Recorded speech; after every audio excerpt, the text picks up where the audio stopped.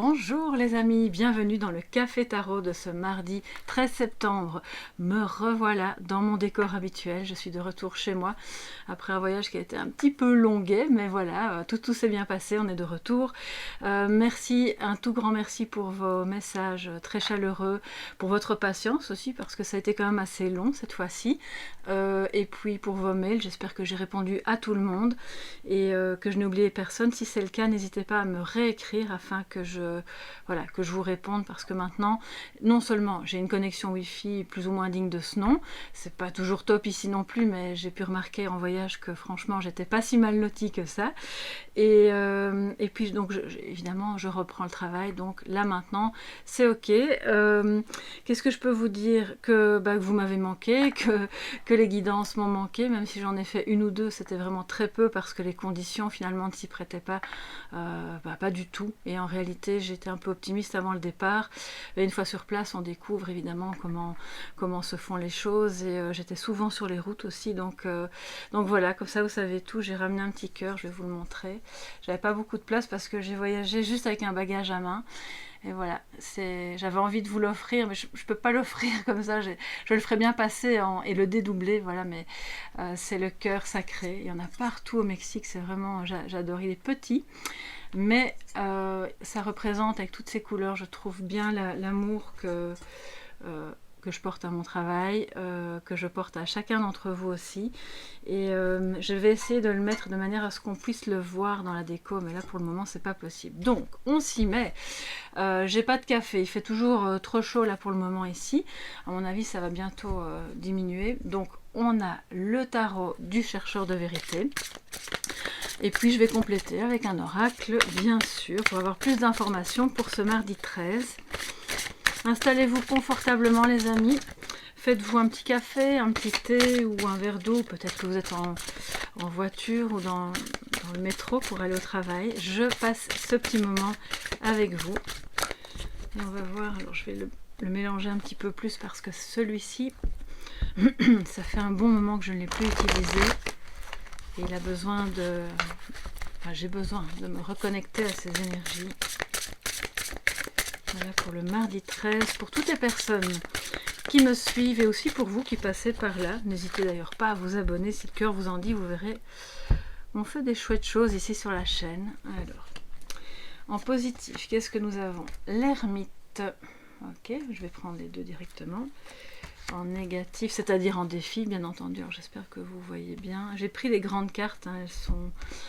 Et en négatif, on a le chariot. On a deux arcanes majeures pour cette journée, donc ça risque d'être un peu puissant, malgré que la pleine lune est derrière nous, mais bon, ça veut rien dire, on peut très bien avoir des journées un peu plus intenses. Ce qui est très positif, c'est qu'on sort peut-être d'une période d'isolement. Vous allez peut-être aujourd'hui avoir l'occasion, ou en tout cas c'est une invitation, si ce n'est pas le cas, à ne pas rester chez vous, surtout si vous êtes d'humeur un petit peu à vous morfondre et que l'ambiance n'est pas top. Eh bien, sortez, voilà, faites quelque chose, allez à la rencontre. Mais au-delà de tout ça, pour moi, ça me dit surtout que beaucoup d'entre vous sont occupés à... Alors, je ne vais pas dire à terminer de guérir, parce que je pense que quand on a des blessures profondes en soi, c'est le chemin d'une vie finalement, c'est le chemin de l'ermite. Mais ça me dit que vous êtes en bon chemin, que vous faites vraiment ce qu'il faut, que vous êtes votre propre guide et que ça marche bien.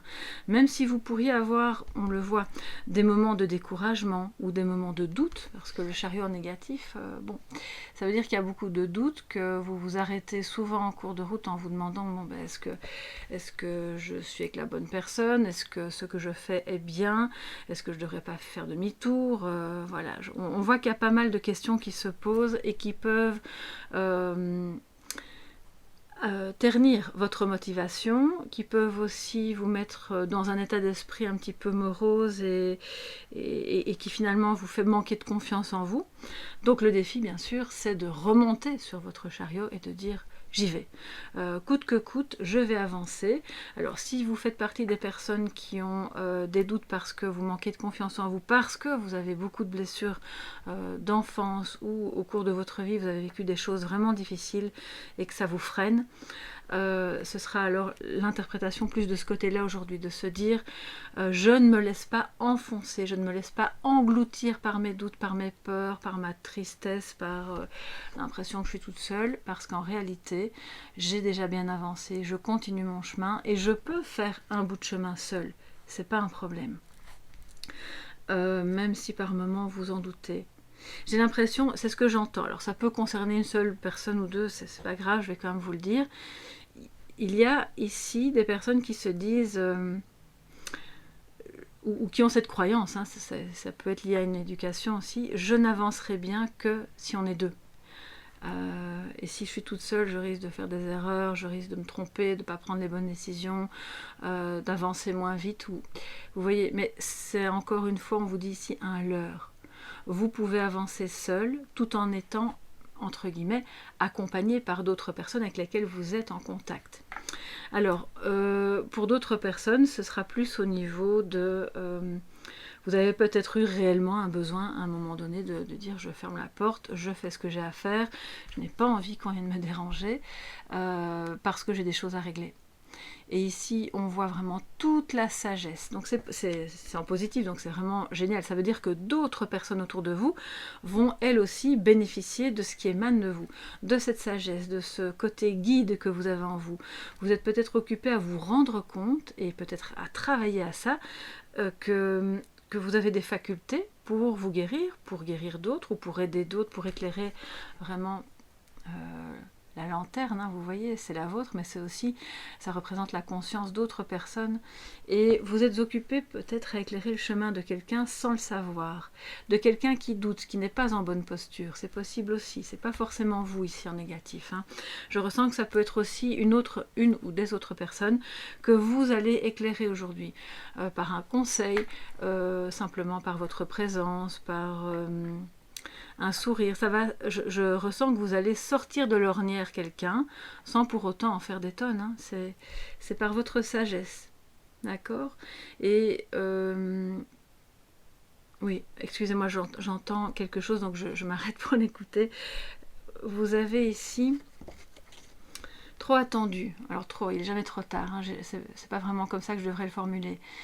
On me dit, continue d'avancer, parce que tu ne dois pas te laisser dépasser par les doutes qui concernent justement cette capacité que tu as en toi, cette capacité du sage, du thérapeute, du guérisseur. Enfin, voilà, ça va se décliner de mille et une manières. Il y a peut-être des sorcières parmi vous. J'entends par sorcière pour celles et ceux qui ne sont pas du tout branchés, on va dire, de ce côté-là. C'est pas quelque chose de malveillant, bien au contraire. La sorcière est une guérisseuse, d'accord? Et le défi aujourd'hui, on va essayer de travailler à ça, à reprendre confiance, à laisser les doutes sur le côté. Ça veut pas dire qu'on doit les occulter, simplement on n'y attache pas trop d'importance. Parce qu'ils sont secondaires. J'entends que c'est secondaire. Vous pouvez vous poser mille et une questions, mais qui ne sont pas... essentiel par rapport au bon déroulement de cette guérison, de ce chemin, de cette évolution. D'ailleurs, l'ermite tourne le dos à ce chariot qui se pose plein de questions. Lui, il n'en a que faire de tout ça, il avance. Il sait bien que ça fait partie du chemin. J'ai quand même envie de voir, parce que je suis un petit peu curieuse, à propos de quoi il y a tant de doutes, à propos de quoi il y a un manque de confiance, qu'est-ce qui vous freine? Qu'est-ce qui freine cette personne, si c'est pas vous? Mais d'une manière ou d'une autre, même si ce n'est pas vous directement, je vois que ça impacte un petit peu négativement votre journée ou votre quotidien. Parce que je vois avec ce cheval noir qui se confond. Alors c'est vraiment un beau jeu pour ça, regardez.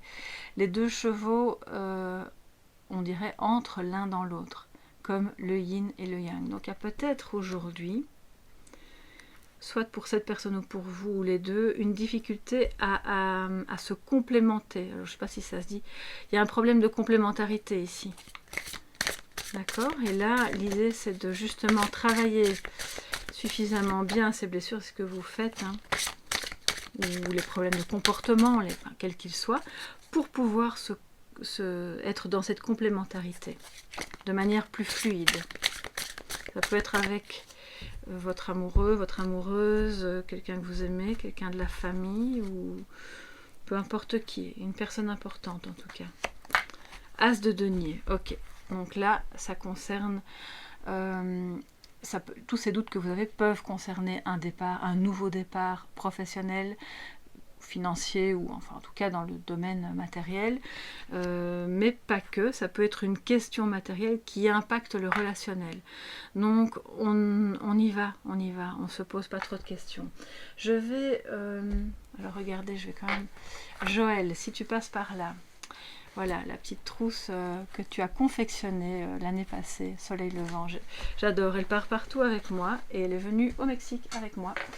Et dedans, j'ai encore mon jeu que je vais prendre là maintenant, oui, Yoliline, et on va compléter. D'accord, on va compléter les messages pour terminer cette guidance. Je vais prendre 2 cartes du Yolilune pour ce mardi 13.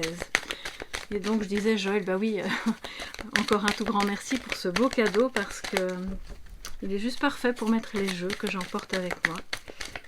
Et ça m'évite d'en prendre de trop. Voilà, donc c'est nickel.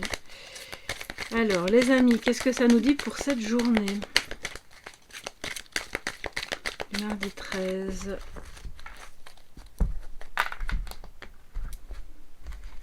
On va prendre 2 cartes. Alors, le cœur brisé, qui est arrivé à l'envers, mais elles sont toutes à l'envers. J'ai tendance, j'allais vous dire, à l'interpréter uniquement à l'endroit, donc on va voir. C'est en fonction aussi un petit peu des ressentis. De toute façon, j'ai pris, d'après ce que je vois, oui, j'ai pris le jeu à l'envers, donc ça n'a aucune incidence. Alors, le cœur brisé et l'apprentissage, voilà. Ça vient bien raconter ce qui se passe avec ce chariot, je pense. Ce chariot qui est... et l'ermite aussi. Donc l'ermite nous dit, on est en bonne posture, on avance, on guérit des blessures du passé. Cœur brisé, c'est pas qu'en amour, hein, ça vous le savez, ça peut être familial, ça peut être à plein d'égards, amical aussi bien sûr, mais ça avance, ça progresse, vous êtes en bonne voie. Mais ça a pu effectivement jeter le doute sur différents domaines de votre existence, et notamment au niveau des apprentissages. Vous avez peut-être à un moment donné manqué de confiance en vous, et maintenant vous reprenez confiance en vous disant, bon ben je vois mieux où je dois aller, j'ai compris, je vais vous les mettre comme ça, quelle était ma voie, ou j'ai compris que bah oui, je peux y arriver, hein, je ne suis pas moins capable que quelqu'un d'autre, parce que je ressens ça ici assez fort. Ce nouveau départ concerne quelque chose que vous êtes occupé à apprendre, ou que vous avez appris par le passé et qui maintenant peut vous servir à rebondir, ok?